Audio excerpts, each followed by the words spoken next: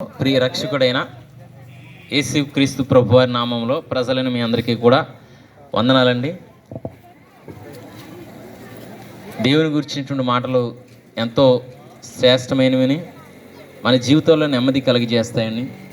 అయితే దేవుడు మానవుణ్ణి తన రూపులో సృష్టించుకున్నాడు అన్నమాట అండి.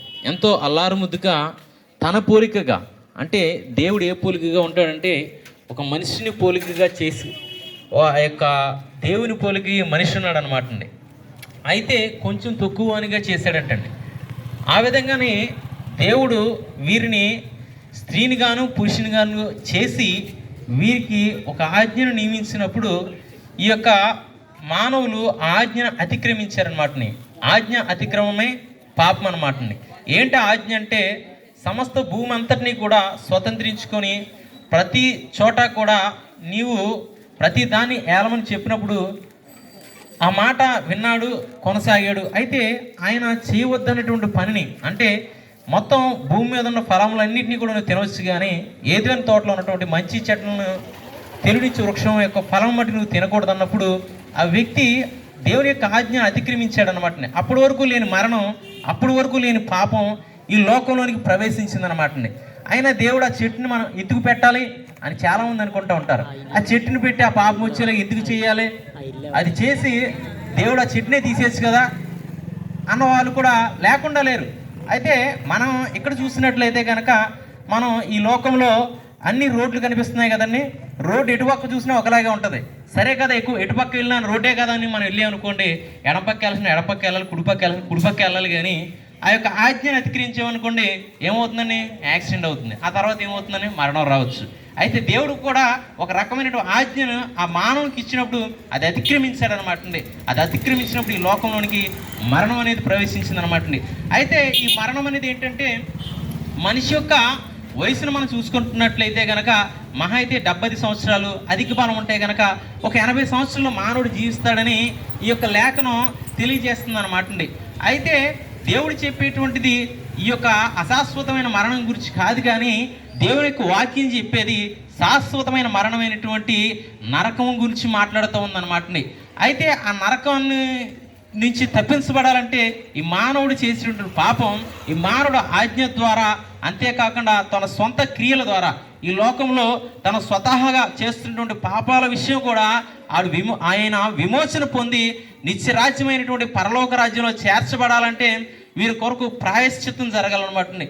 ఏంటా ప్రాయశ్చిత్తం అని చెప్పి మనం చూసినట్లయితే కనుక పరిశుద్ధుడును పాపంలో చేరక ప్రత్యేకించబడిన వాడును నీతిమంతుడైనటువంటి వాని యొక్క రక్తం చిందించబడి ఆ రక్తం ద్వారా తప్ప ఈ మానవ యొక్క పాపం ఎక్కడా కూడా కడగబడదన్నమాట.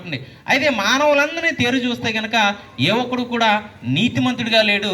వారి యొక్క క్రియలు కూడా మురికి గుట్టని పోలి ఉన్నాయి, కానీ అక్కడా కూడా నీతిమంతుడిగా కనబడలేదంటండి.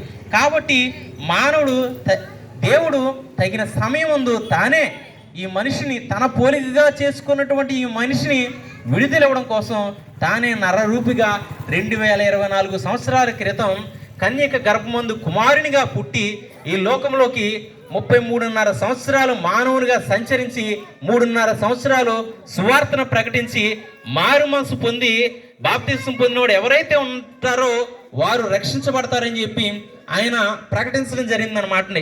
ఎవరైతే ఆయన మాట విని ఆయన ఏంది విశ్వాసం ఉంచి ఆయన దేవుడని మన కొరకు వచ్చినటువంటి విమోచకుడిని నమ్ముతారో వారు ఆ పుణ్యలోకంలోనికి, ఆ నిత్య రాజ్యంలోకి చేర్చబడతారని ఆ యొక్క లేఖనం తెలియజేస్తుంది అనమాట. కాబట్టి ప్రతి ఒక్కరు కూడా ఎవరైతే ఈయన యందు విశ్వాసం ఉంచుతారో వారందరూ కూడా ఆ నరకం నుంచి తప్పించబడి ఆ నిత్యరాజ్యంలోకి చేర్చబడతారండి. ఇదిగో ప్రభు త్వరగా వచ్చుచున్నాడు. అయితే ఎవరైతే ఈ మాటని విని మారు మనసు పొంది ఈయన్ని అంగీకరించి మీ హృదయాల్లో చేర్చుకుంటారో వారందరూ కూడా ఆ మొదటి మానవుడైనటువంటి ఆదాము చేసినటువంటి పాపం నుంచి విడుదల పొంది ప్రతి ఒక్కరు కూడా నిత్య రాజ్యంలో చేర్చబడతారండి. అట్టి కృప మనందరికీ దేవుడు దయచేయును గాక. ఆమెన్. మహాగరుడ, మహోన్నతుడ, సర్వాధికారి, సర్వశక్తిమంతుడ, మీ ఘనమైన శ్రేష్టమైన నామాన్ని బట్టి వందనాలు, స్తోత్రాలు, స్తుతులు నాయన.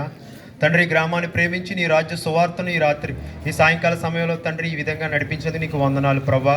అవునైనా అంతటూ అందరూ మారు మనసు పొందాలని, నాయన వారు చేసిన పాపముల చేత అపరాధముల చేత వారు నరకానికి వెళ్ళిపోతున్నారని ప్రభా, నువ్వు ఈ లోకానికి వచ్చి నాయన ప్రభా ఈ రక్తాన్ని నాయన ప్రభా దారపోసి నాయన రక్షణకు నాయన ఉచితంగా ఇచ్చావు నాయన ప్రభా. అందుకే నాయన నీవే నిజమైన దేవుడు, లోక రక్షకుడు అని ప్రభా. నాయన అందరూ తెలుసుకోవాలని నీ సువార్తను ప్రభా ఈ వీధిలో వినిపింపజేస్తావు నాయన ప్రభా. నాయన అవును ప్రభా, వారి పాపముల చేత అపరాధముల చేత నాయన ప్రభా పట్టబడి నాయన ప్రభా నరకానికి వెళ్ళిపోతున్న ప్రతి మానవుని రక్షించాలని ప్రభా నువ్వు ఈ లోకానికి వచ్చావని నువ్వు మాట్లాడావు ప్రభా. విన్న మాటలు ప్రతి ఒక్క హృదయంలో ఫలింపు దయచేయండి ప్రభా. నీవే నిజమైన దేవుడు అని తెలుసుకుని కృపను గ్రహించండి ప్రభా. నాయన వారి పాపములు ఒప్పుకొని నాయన తండ్రి నీ రక్షణలోకి రావడానికి సహాయం చేయండి ప్రభా. ప్రతి కుటుంబాన్ని రక్షించండి నాయన, ప్రతి కుటుంబానికి మేలు చేయండి ప్రభా. నాయన నీవే నిజమైన దేవుడు అని తెలుసుకుని కృపను గ్రహించి ఈ గ్రామాన్ని, గ్రామ ప్రజలను రక్షించి గ్రామానికి మేలు చేసి మహిమ పొందమని యేసు నామం పేరట అడిగి వేడుకున్నాము తండ్రి, ఆమేన్.